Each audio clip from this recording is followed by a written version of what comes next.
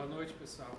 Sejam bem-vindos, bem-vindas a mais uma sessão acadêmica do Grupo de Estudos e Pesquisas em Direitos Culturais. Tem várias pessoas aqui presencialmente, algumas pessoas na internet. Aliás, o Grupo de Estudos e Pesquisas em Direitos Culturais está entrando numa nova fase, que é uma fase de agregar mais pessoas ao seu corpo, inclusive algumas pessoas de outros estados, vários estados no Brasil, várias pessoas em vários estados no Brasil despertaram interesse para participar do nosso grupo. Nós ainda estamos aprendendo como lidar com essa nova demanda, ainda não sabemos bem. E o curioso e interessante e gratificante é que são pessoas de outras áreas diferentes do direito. Muita proximidade no tema da cultura de uma maneira geral. Então, nessas nossas sessões acadêmicas, hoje nós temos o prazer de receber uma grande amiga do grupo, a professora Inês Virgínia Prato Soares, que nesse semestre, nesse ano, está lançando no Brasil, de uma maneira geral, um livro organizado por ela e pela doutora Sandra Quirot, e que teve um lançamento oficial em São Paulo, no Centro de Formação do SESC São Paulo, e o segundo lançamento na OAB do Rio de Janeiro, o terceiro lançamento aqui. Eu tenho grande honra de participar como um dos articulistas desse livro, e há mais 20 outros autores do Brasil todo, com nomes muito conhecidos, dos quais eu não falarei porque deixarei isso para a própria Inês. A Inês é conhecida de todos nós, procuradora da República, professora doutora, pós-doutora, pesquisadora nesse campo dos direitos culturais, no campo da memória, e com uma atuação muito intensa no setor jurídico, tanto na sua função ministerial quanto como pesquisadora. Então é uma grande honra, uma grande satisfação para nós receber a Inês aqui para nos brindar com uma fala e, subsequentemente, para nos brindar com o seu autógrafo nesse livro. Inês, muito bem-vinda. A palavra é sua.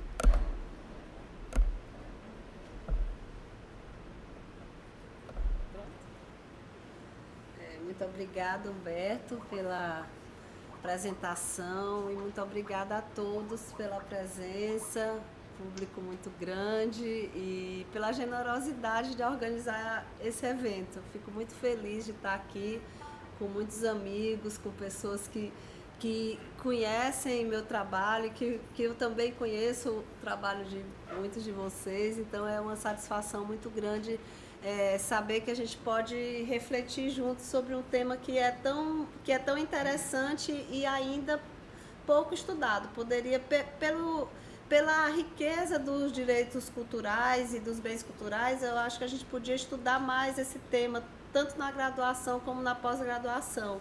E ainda não é um tema que merece, que tem o espaço que merece. Então, eu agradeço imensamente a oportunidade de estar aqui apresentando o livro Bens Culturais e Direitos Humanos, que eu vou contar um pouco da ideia desse livro. Esse livro foi organizado por mim e pela Sandra Quirot, que também é procuradora da República e atualmente ela é coordenadora do Grupo Nacional do Ministério Público de Meio Ambiente e Patrimônio Cultural, nesses últimos 2 anos, mas ela já foi anteriormente também por 8 anos coordenadora desse grupo. Então ela tem uma vivência muito prática das demandas que existem nessa área, que passam pelo Ministério Público Federal. E a nossa ideia era criar um livro, organizar um livro, convidar autores para escreverem sobre bens culturais e a perspectiva, na perspectiva dos direitos humanos, como os bens culturais são recebidos pelos direitos humanos. A gente não queria um livro só sobre bens culturais, a gente não queria um livro sobre bens culturais, como ele é estudado, como a matéria de bens culturais é estudada da forma mais tradicional, que é como, não como o professor Humberto estuda aqui, como vocês estudam, mas eu, quando eu fui estudar, meu contato com bens culturais foi pelo direito ambiental. Então, é uma forma, a gente aprende, eu aprendi que os bens culturais eram bem ambiental cultural, então direito ambiental cultural. E a gente queria sair também disso, assim, mesmo os pesquisadores de meio ambiente cultural, a gente convidou para escrever sobre bens culturais e direitos humanos. A gente não queria uma perspectiva de direito ambiental, embora essa perspectiva seja meio que inerente ao estudo dos bens culturais. A gente queria se afastar, mas usando que os bens o direito ambiental tem de bom. Então a gente dividiu o livro em 4 partes. A primeira é sobre dimensões dos bens culturais. O livro é inaugurado com um artigo do professor Humberto, tem a introdução do Christian Kurtz, que é um argentino que atualmente ele é do Alto Comissariado da ONU para Direitos Humanos, e ele fez uma introdução muito interessante, porque o Christian Kurtz tinha dois artigos recentes, uns falando sobre um novo instrumento que a ONU tinha criado, que era o perito em direito cultural, e esse perito em direito cultural, a primeira viagem que ele fez oficial, a perita, foi exatamente para o Brasil, uma das primeiras viagens, foi a primeira, e o Christian Kurtz abre o livro falando dos direitos culturais como direitos humanos, contando essa experiência dessa criação desse novo instrumento, que chama Perito de Direitos Culturais, e do comentário 21 da ONU, que também é sobre os direitos culturais, como direitos humanos e como um direito que tem que ser vivido na sociedade, na comunidade local. E logo depois dessa introdução, o livro tem a abertura do professor, o primeiro artigo do livro é do professor Humberto, que nos dá uma contribuição assim, muito especial. Dá para começar o livro sempre pelo seu artigo, Humberto. Ele nos dá o conceito e a dimensão mesmo de direitos culturais como direitos fundamentais e como direitos humanos. Então, a partir daí, fica fácil entender que essa ligação é intrínseca. E eu digo isso porque, para mim, sempre pareceu fácil fazer essa ligação entre bens culturais e direitos humanos, mas na hora do convite para o livro, muitos autores, e isso eu disse no lançamento de São Paulo também, diziam assim, olha, para mim vai ser um desafio escrever esse texto, porque eu só tinha pensado nos direitos culturais, ou eu só tinha pensado nos direitos humanos, eu não tinha pensado em trabalhar os dois juntos, né? E os artigos ficaram muito interessantes, porque muitos autores diziam, Inês, você acha que dá para eu escrever sobre acessibilidade e bens culturais?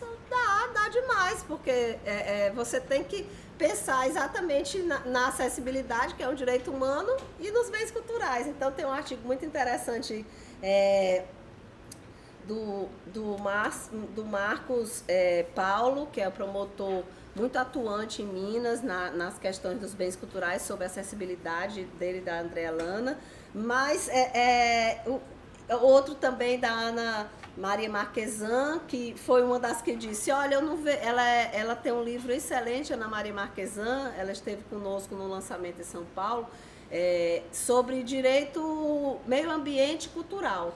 O livro dela é muito bom. Me lembro quando eu estava fazendo meu doutorado, foi um livro que me abriu muitas portas, porque ela me apresentou uma ligação muito forte entre o meio ambiente e os direitos culturais, e os bens culturais. Eu gostei bastante.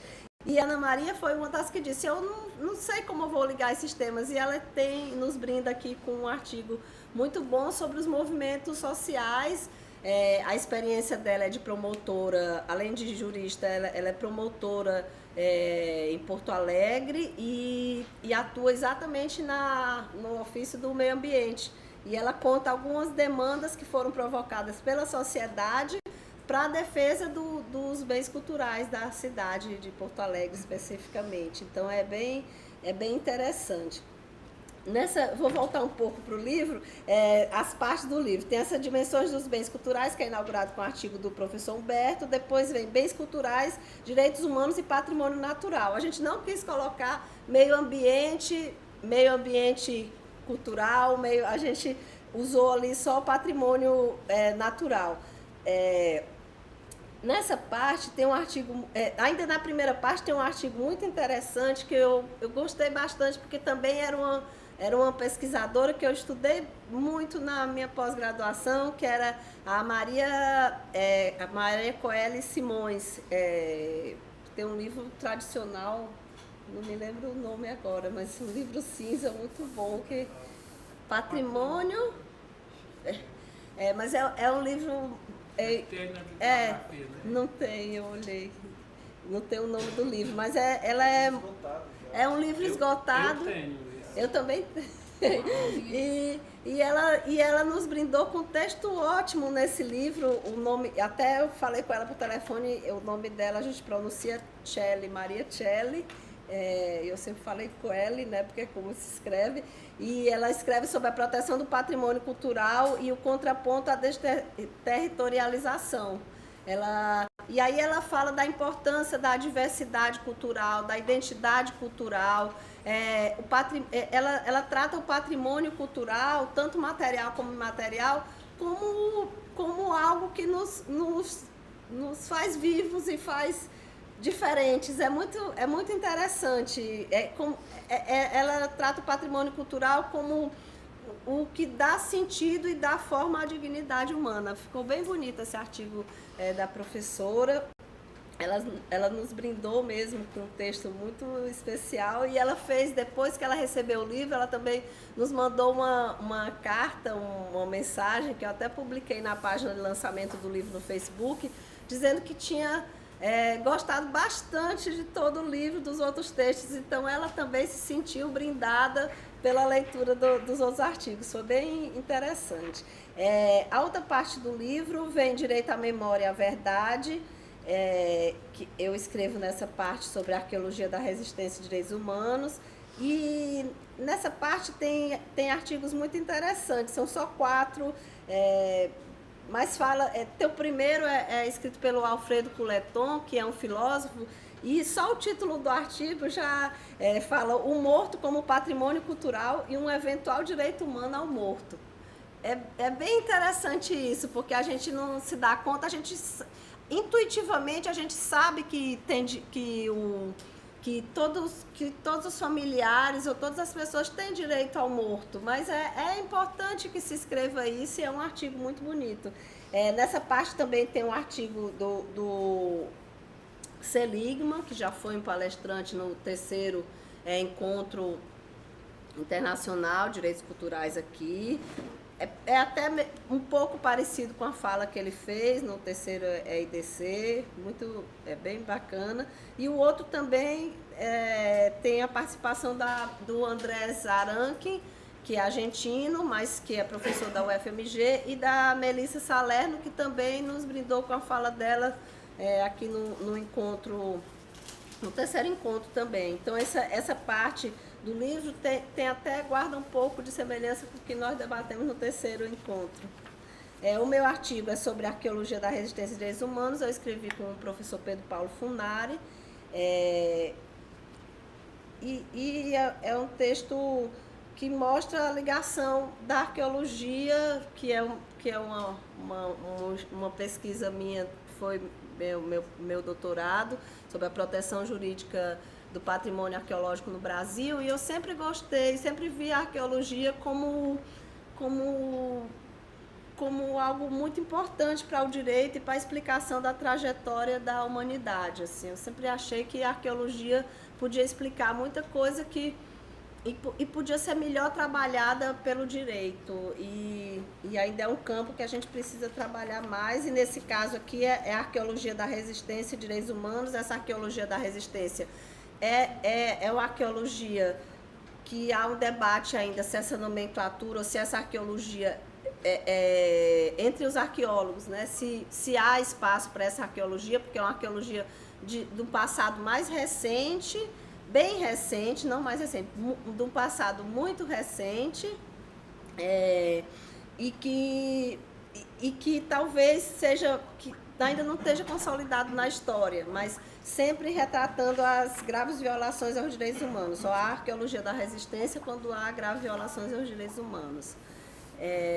na última parte do livro, a gente fala de fruição e garantias dos bens culturais. Então, há esse artigo da Ana Maria Marquesan, que fala sobre movimentos sociais, direitos humanos e patrimônio cultural. Há um artigo muito interessante do Danilo Simirot sobre criminalização do funk e violação do direito à cultura e ao lazer. Esse artigo, no lançamento em São Paulo, estavam presentes no lançamento eu, a Sandra Quirô, o professor Humberto Cunha, o Danilo Simirot, a Ana Maria Marquesan e a Eliane Moreira e a Sandra Kish. Então tinham vários autores, a gente conseguiu concentrar em São Paulo, e uma das perguntas que foi feita no encontro pela plateia foi sobre dois movimentos que tem em São Paulo. Um é sobre soltar aqueles balões, que não pode, é proibido, porque os balões depois ambientalmente é proibido e eles podem causar um desastre, um acidente, um incêndio e tudo. E a outra era a pichação. Não grafite, mas pichação. Então, como movimentos de rebeldia, ou movimentos que não podiam se enquadrar em nenhuma legislação, porque o que eles queriam realmente era transgredir a lei, né? Então, se a gente podia considerar isso patrimônio cultural ou manifestação cultural, e como enquadrar aquilo, porque aquele tipo de manifestação, no fim, a pessoa que perguntou defendeu que era o lazer que aquelas pessoas tinham, ou onde ela se encontrava. E a gente brincou que só o Danilo podia responder essa pergunta, porque ele foi o autor desse artigo sobre criminalização do funk, e o Danilo tem uma enorme experiência mesmo nesse tema, foi a pesquisa dele de mestrado, mas ele continua até hoje, quando se precisa de algum conselho assim, de política pública para funk, ele é um especialista. E é interessante pensar nisso, nas manifestações que são feitas por grupos marginais. Eles estão à margem da sociedade, é a forma que eles têm de se expressar, né? Então, se você criminaliza algumas condutas, como do balão, já são mesmo criminalizadas por causar danos ambientais, mas outras, elas têm há uma linha muito tênue entre o que pode e o que não pode, como, por exemplo, com o funk, né? Então, é uma reflexão bem interessante. O outro artigo dessa parte é sobre patrimônio imaterial e direitos humanos, que é o registro do fandango caiçara como forma de expressão, escrito pela Daniele Maia. Esse artigo é interessante, porque a Daniele me convidou para escrever o prefácio do livro dela. E eu, como nordestina, também está gravado, né? Não posso. Mas me causou um certo estranhamento, porque o fandango não é assim bonito como o forró, por exemplo. É algo. Mas a gente também não. Me causou assim, eu não achei muito bonito aquele fandango. Mas é um patrimônio cultural que já foi registrado no IPHAN como patrimônio cultural brasileiro imaterial. E eu não achei porque eu não sou de lá, não é algo que me toque, não é algo que emocione, não tem nada, não tem raízes nenhuma naquele movimento. Mas, e no fim do livro, no prefácio que eu faço do livro dela, eu digo assim, eu fico torcendo pro meu forró logo virar também, fico com inveja e fico torcendo pro meu forró virar logo patrimônio imaterial, porque no livro ela discute, e esse artigo traz um pouco que foi a tese dela de mestrado. Eu acho que a Daniele não sei se ela é do direito, mas ela fez o mestrado na USP no núcleo que é do PROCAN, que é meio ambiente, mas tem um pouco de biológicas, é uma área mista, assim, não é bem da área jurídica. E ela discute esse registro como proteção do patrimônio. E eu fico pensando assim, por que no Ceará e no Nordeste a gente tem tão poucos registros de patrimônio material?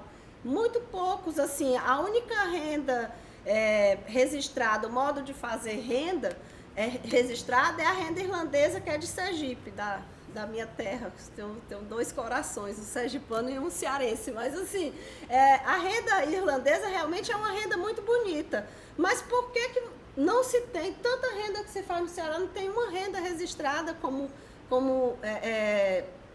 patrimônio material, isso talvez não se precise, como o forró já está em andamento o processo, né? Eu não sei se tem alguma renda daqui, mas é estranho isso. O que é que falta para alguns patrimônios serem mais valorizados e terem mais visibilidade do que outros nesse aspecto institucional, que aí também precisava do pesquisador para ver se isso é importante mesmo, né? Ter esse registro, né? E dentro dessa última parte do livro, eu vou destacar mais um texto que é de um colega meu da Procuradoria, Adilson Vitorelli, sobre diversidade linguística, que é outro tema muito interessante para quem pesquisa, para quem faz graduação, pós-graduação. Ele aborda especificamente a diversidade linguística no judiciário. E aí ele traz os exemplos dos outros países do mundo, né? Porque no Brasil a gente tem uma dificuldade muito grande de trabalhar e de valorizar essa diversidade linguística. O Brasil tem aí 1.800 línguas faladas, além do português, são permitidas, são consideradas falares brasileiros e fora os índios podem falar, os povos indígenas podem falar na sua língua, dentro da sua comunidade, ou ter a primeira língua como a primeira na escola ser aprendida pode ser a língua deles, a indígena, para depois aprender o português, pode ter uma educação bilíngue, mas quando você chega nas decisões do Supremo, se você clicar, botar no Google, jurisprudência Supremo, artigo 13, né, para falar do português, que é o artigo 13, diz que o português é a língua oficial,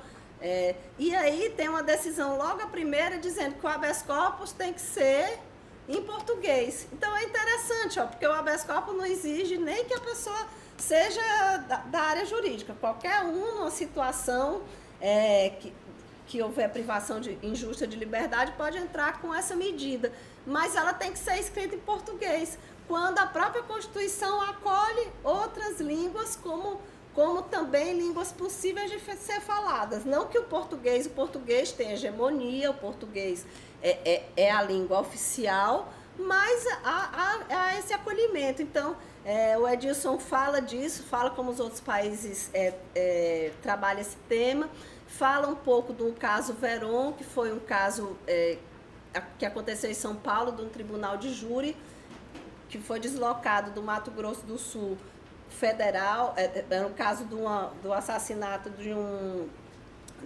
cacique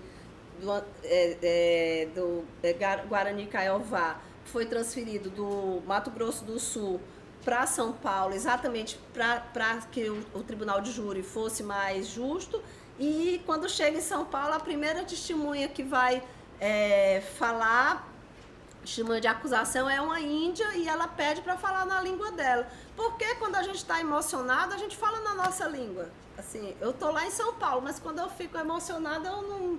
Assim, pro bem ou pro mal, vem expressões do Nordeste. Ninguém deixa numa situação de emoção, de pensar primeiro na sua língua, mesmo que você consiga se expressar também na língua que você tem fluência. Então, as decisões todas do judiciário brasileiro são que quando se tem fluência na língua, não precisa se falar outra, né? E é uma decisão, uma visão muito de cima para baixo, assim, uma visão muito diferente de um caso recente do Supremo, que ainda está em votação, da vaquejada lá, que foi contra a lei do Ceará, da vaquejada. O voto do ministro Fachin é exatamente, nós precisamos deixar de olhar, e a decisão do ministro Fachin não foi boa, né, porque ele disse que a lei da vaquejada é uma lei constitucional. Mas é interessante isso para o direito. Talvez seja um voto que a gente precise começar a analisar e aplicar em outras questões, né? Porque ele diz isso também. A gente não pode ter uma visão a partir da nossa cultura urbana, e tem que... Então, talvez para esse caso dos índios e dos povos indígenas que queiram falar na sua língua, e todos os povos imigrantes, né, também, que falam, há um mundo à parte. Eu fui para um congresso de diversidade linguística, e há um mundo à parte sobre isso. Assim, tem muitas comunidades no sul que a primeira língua deles, a língua materna, são quase que dialetos que eles trouxeram do século XVIII, XIX, e eles se expressam assim, e já se conseguiu registrar algumas dessas línguas como patrimônio linguístico. Tem um instrumento, um inventário, está sendo inventariada. E é muito interessante. Tem algumas normas municipais que já aceitam a educação bilíngue nessas cidades, e há um mundo mesmo à parte, assim, há um mundo acontecendo nesse sentido. Agora, eu não sei qual é a dimensão disso para uma cultura que pensa mais na hegemonia, né? Então, esse livro é um pouco, eu me detive mais nesse artigo, mas é mais para pensar na diversidade mesmo cultural, na importância da diversidade e na dificuldade de se garantir a diversidade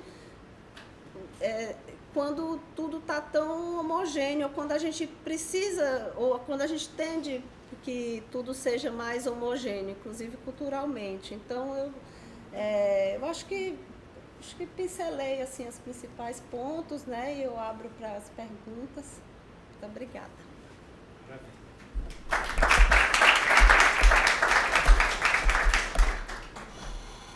A Inês está se dispondo a responder perguntas. Eu gostaria de fazer uso da palavra. Tatiana.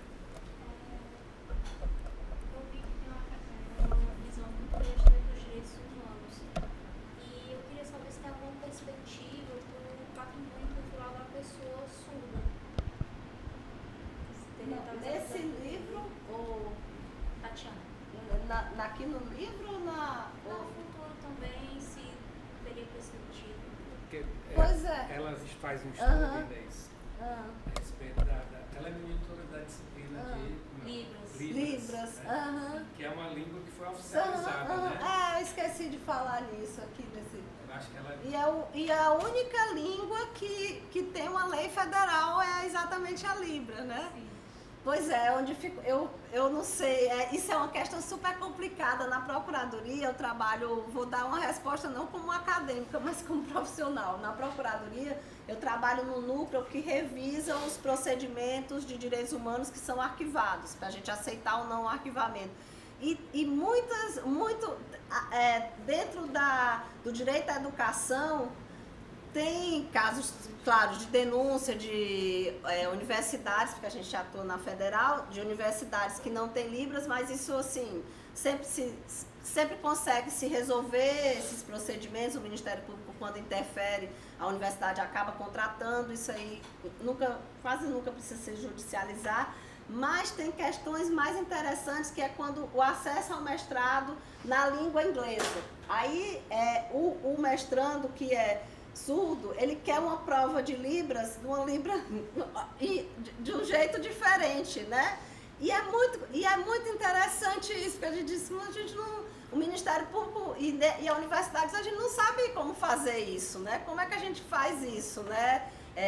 Então, sempre há uma dificuldade técnica mesmo de conduzir esses procedimentos. É interessante isso, porque do mesmo jeito que a Libra é uma língua diferente, você se comunica diferente em português, você deve se comunicar diferente em inglês também, né? Não pode ser da mesma forma, né? The book is on the table. Então, não sei, eu até lhe pergunto, eu vou transferir a pergunta. Por exemplo, aqui na Unifor tem um aluno que faz pós-graduação que é surdo. E como é a técnica que ele usa? Os textos em inglês, ele passa com um tradutor em português, e aí ele passa com um intérprete traduzir para a língua de sinais. Pois é interessante isso, mas ele talvez não tenha precisado, a discussão lá, a reclamação, nesses procedimentos que chegam no Ministério Público, é que para o ingresso no mestrado ou no doutorado, você tem que ter o domínio da língua. E a prova é uma prova escrita em inglês. Então, como é que ele faz aquela prova? Se o inglês dele é diferente, é difícil, assim. E a Libras tem regionalismo. Sim, por exemplo, o sinal aqui de Maracanã, que a gente usa em Fortaleza, é diferente que eles usam em Maracanã. Pois é. Agora, sim, essa questão realmente é complicada, mas, por exemplo, algumas técnicas têm sido usadas para o Enem, por exemplo, de vídeo com o intérprete traduzindo simultaneamente a prova, questão por questão, ou então... Como um ledor, né? Para o cego. É como um ledor. Isso. Tem essa questão ou então de ter um intérprete realmente acompanhando junto. É porque a discussão é que quando você não pode tratar diferente se você libera o ingresso, libera a língua inglesa para aquela pessoa, ou a língua estrangeira, né? Para aquela pessoa que de ingresso ou não. Se reconhece a língua de sinais brasileira, por que não reconhecer a adoção da língua americana de sinais? Pois é. Na prova aqui há essa aceitação da língua de sinais nacional. É porque eu acho que é uma ignorância mesmo da gente, das outras áreas sobre isso, né? De quem faz a prova, de tudo. Diego, aluno do mestrado. Boa noite. Boa noite. Aluno do mestrado aqui do professor Humberto Cunha, sou analista também do Ministério Federal, fazendo aqui os votos que a senhora peça remoção para o Ceará, e minha chefe para aqui. Arranje minha vaga que eu vejo. Então, professora, a minha experiência também é assim, com a parte cultural, eu não tenho experiência na parte política públicas, estou fazendo essa com o professor Humberto, estou achando muito interessante essa questão de direito cultural, aprendendo um pouco com ele, que tem múltiplos significados do termo cultura, e verificando aqui no livro também os múltiplos sentidos do bem cultural para os direitos humanos, né? Para mim, achei fascinante isso aqui. Eu queria ver com a senhora o seguinte, eu vi que tem um artigo aqui da professora Sandra Akemi, né, sobre os conhecimentos tradicionais, acesso ao patrimônio genético e conhecimentos tradicionais associados.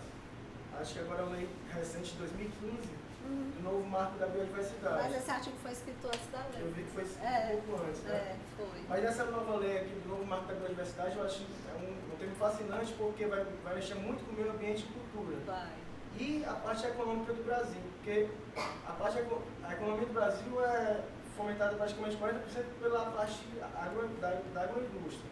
Então, todos os produtos agora que foram confeccionados pela indústria brasileira ou internacional, que se utiliza o patrimônio genético com conhecimento tradicional associado, vai ter até 0,5% que vai ser destinado a essas populações tradicionais, né?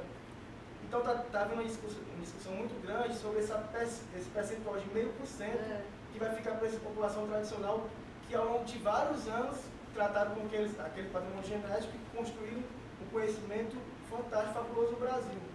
A senhora acha que esse valor de 0,5% sobre um produto que vai virar no mercado, que pode gerar... Hoje em dia, por exemplo, tem a questão do captopril, né, que virou um medicamento que gera milhões e milhões para a indústria norte-americana, baseado no veneno da jararaca, que é um conhecimento do povo brasileiro. Então, a senhora acha que esse valor assim, de 0,5% que o Ministério do Meio Ambiente está estipulando contempla a população tradicional? Você está achando pouco? Estou achando pouco. Eu acho que se conseguir chegar no 0,5% e fixar o 0,5%, eu acho que vai ser uma briga, assim, vai ser uma construção, isso não vai ser um processo fácil, porque, como você disse, os interesses econômicos são fortes e há uma discussão mesmo de quem é. Algumas comunidades você vai conseguir identificar como detentora do conhecimento, mas outros casos, na região, assim, se você pegar mesmo o Nordeste, eu falei do exemplo da renda, muita gente sabe fazer a renda, né? Não, é um conhecimento tradicional, mas aí você diz, a comunidade tal faz aquela renda, não é só ela. Então aí você chega, você vai fazer talvez uma imagem para o azulejo todo da renda da comunidade tal, aí a de Alagoas, eu faço isso há mais tempo que... Então assim, eu faço ao mesmo tempo, e vai ser super complicado até essa discussão de quem é o detentor e de quem pode negociar isso. Talvez seja um pouco do tema que a gente vai tratar nesse encontro desse ano daqui do Encontro Internacional de Direitos Culturais. Como é que você partilha isso? Porque são conhecimentos que têm um valor econômico, mas não são só de uma comunidade. Parece Não... que tem um fundo, quando não dá para terminar. Aí vai ter um fundo. Vai ter um fundo que vai partilhar entre todas as comunidades. Pois é. Que deve ter um conhecimento que são Que transversais. todas que se habilitarem, né? Que vai ser outro problema, né? As que não se habilitarem ficam fora, você deixa lá pro fundo para na hora que ela se habilitar, você estabelece o tempo. Tudo está muito aberto ainda dessa lei, assim. Eu acho que está tudo muito aberto. Mas eu acho que essa lei vai ser, ela vai ser construída, não é uma, assim, porque eu estou aqui sozinha, mas no outro só tem um Humberto comigo, no autor do livro, mas lá em São Paulo tinha além da Sandra aqui, estava a Eliane Moreira, e elas duas entendem muito dessa área de conhecimentos tradicionais, e elas não estão muito satisfeitas com essa lei, e elas colocam que vai ter ainda muita discussão. Gabriel, boa noite, professor. Boa noite. Eu queria saber como é que a senhora enxerga o Brasil, na questão da proteção à diversidade linguística, diante dos vizinhos latino-americanos. Tendo em vista, por exemplo, alguns países já avançaram nesse sentido. O Paraguai hoje em dia tem tanto o espanhol quanto o guarani como línguas oficiais, o que inclusive conseguiu transpor as próprias fronteiras do país, porque hoje no Mercosul, a gente não sabe, mas existem 3 línguas oficiais agora, que é o português, o espanhol e o guarani. Todos os documentos do Mercosul são publicados nessas 3 línguas, né, graças a essa proteção que o Paraguai deu nacionalmente. E outros países mais ali nos Andes, né, a Bolívia, o Equador, a Venezuela, têm avançado na proteção dessa diversidade linguística. A Bolívia, se eu não me engano, reconhece umas 30 e poucas línguas como oficiais, além do espanhol. E outros países estão também nesse sentido, né? Eu queria saber como a senhora analisa a posição do Brasil, que tradicionalmente ocupa uma posição de liderança, né, política e em outros aspectos, mas nessa perspectiva em si. Mas aí é que tá, assim, oficialmente, eu acho que no discurso oficial, quando o Brasil vai para essas discussões oficiais, o que ele reconhece é esse dado que eu dei, que o Brasil tem 1.800 línguas, e essas línguas, todos os falantes dessas línguas têm direito a serem bilíngues. Então, e a Constituição, no artigo 232, fala do direito dos povos indígenas a se manifestar na sua língua. Então, é estranho, porque assim, se a gente pega um discurso oficial, talvez se tem algum pronunciamento no Mercosul, o Brasil vai dizer, olha, vocês têm 33 línguas, a Bolívia, né? Bolívia que tem 33, aqui nós temos 1.800, então é um desafio mesmo. Agora, Isso tudo é 1.800. E assim, é interessante, eu estava conversando com outro... 1.800.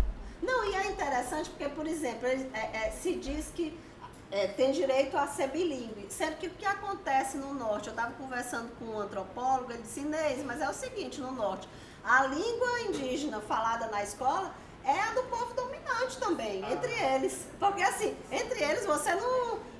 então aí, na verdade, o índio tem que saber a língua dele, a língua dominante e o português, né? No mínimo, para se comunicar. Porque lá dentro também, a escola não vai poder fazer uma turma, você tem 5 da comunidade do povo indígena mais forte, assim, mais dominante, e tem um e outro, aquele um e outro vai ter que ser mesmo bilíngue, poliglota, ele é poliglota. Aí os antropólogos dizem isso, os índios no Brasil, na região norte, são poliglotas, eles não são, porque eles têm que falar várias, até para eles se comunicarem entre eles, porque é um desafio. Então, acho que o discurso, e é interessante, eu pensei que você ia perguntar, assim, da própria recepção do espanhol pelo Brasil, porque essa decisão que eu falei do Supremo, que ele não aceitava o habeas corpus, era porque estava escrito em portunhol, e o Supremo disse que não entendia portunhol, sendo que dava para entender, assim, mas que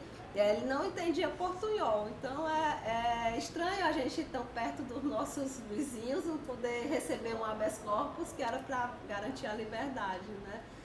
Mas o discurso oficial do Brasil é interessante. Agora o judiciário não, você não consegue ter acesso à justiça em outras línguas. É uma posição que está em ser conservadora, apesar de ter um discurso, continua sendo o vernáculo, aquela língua que dialoga com as instituições. Esse é o problema. Nesse livro também, nesse livro o Edilson Vitorelli traz um exemplo também da Austrália, muito interessante, porque lá você pode dizer, eu quero falar em tal língua, quero dar meu depoimento no judiciário em tal língua, nas línguas que são minorias. Agora, nesse evento que eu participei de diversidade linguística, era muito interessante assim,